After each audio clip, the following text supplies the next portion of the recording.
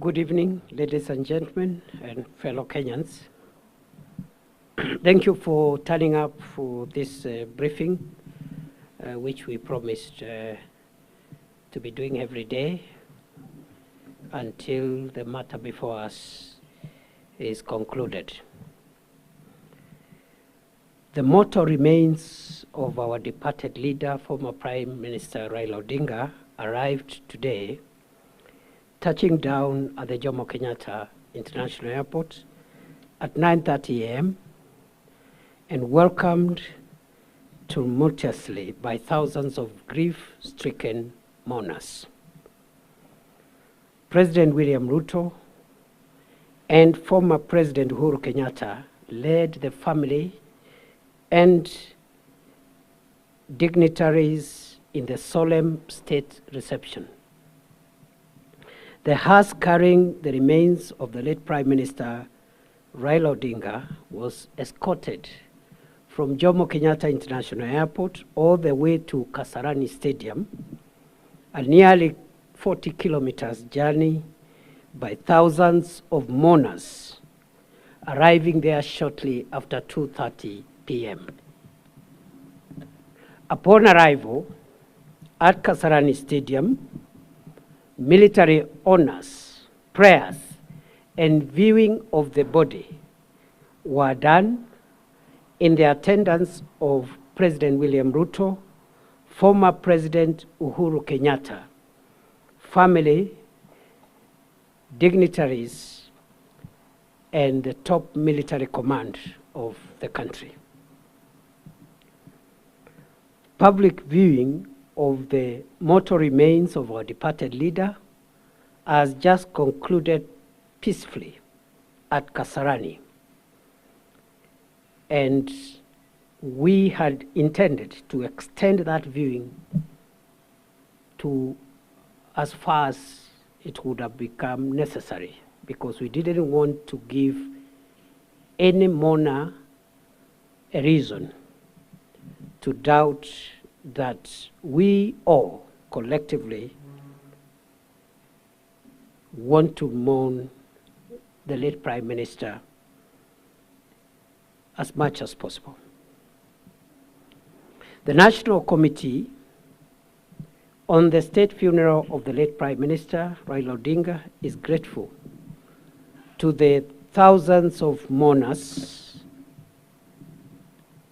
who continue to mourn him in dignity, and requests for calm and order as the mourning period gets into the second day tomorrow.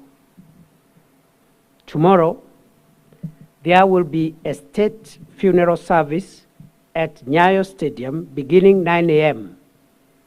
Guests are required to be settled by 8 a.m.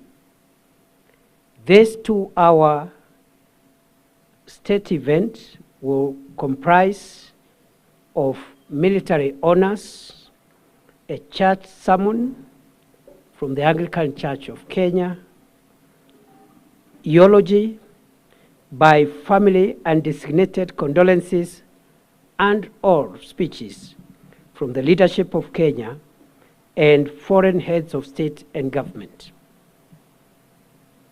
We have received confirmation of attendance of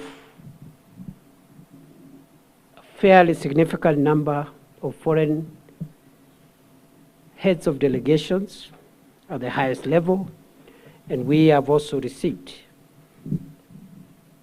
formal condolences from many heads of state and government from East Africa, from Africa, and from other continents around the world.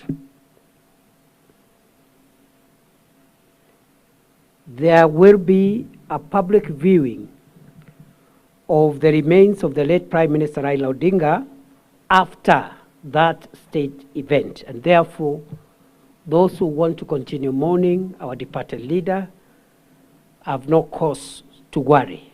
there will be another opportunity, and we will stretch that opportunity from around 12 o'clock noon to as far as possible to give the highest number of mourners an opportunity to mourn and pay their last respects to their departed leader.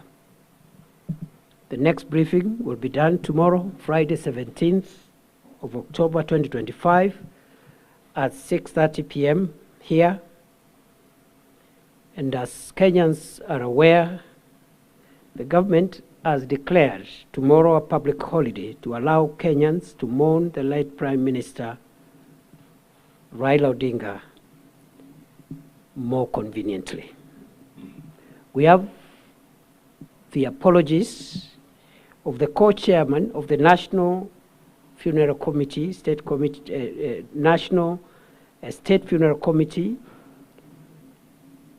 of the late Raila Odinga, Senator Dr. Oburu Oginga, who is away in Siaya, but is represented by his sister, Dr. Wenwa Akinyi Oginga, who is here, together with the other family members here, whom I announced yesterday. That is all for now. We thank you and wish you a good night, and see you tomorrow at Nyayo Stadium. We continue condoling with the family and associates, friends and community, and the entire fraternity of Kenyans and international friends who knew the late Prime Minister, and continue to pray that his soul may rest in eternal peace. Thank you very much and have a good evening. Thank you. Thank you, bro. See you tomorrow. We pray for you. Thank you. You've done very well. You need a lot of time. You've done very well.